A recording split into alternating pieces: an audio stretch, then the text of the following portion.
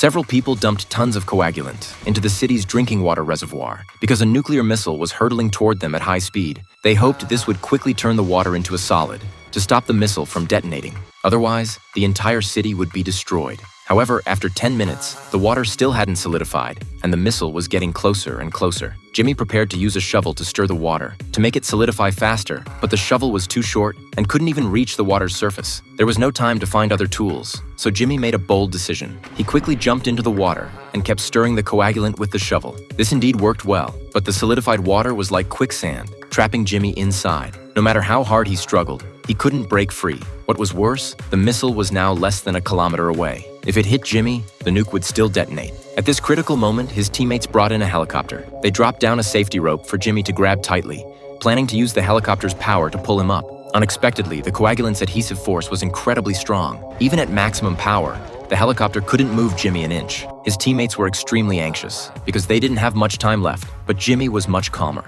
He grabbed the rope again and quickly dove underwater. After his entire body was submerged, he pulled the rope tight, signaling his teammates to start the helicopter again. Since this time Jimmy's whole body was underwater, there was no pressure difference with the air, so the helicopter easily pulled him up. Meanwhile, the missile arrived exactly at the spot where Jimmy had been trapped. Just like that, using simple physics and chemistry knowledge, they saved the lives of 3 million people in the city. But before they could celebrate for long, the intelligence agency received bad news. The terrorists who had just failed still weren't giving up, were now planning to drop biological weapons over the city.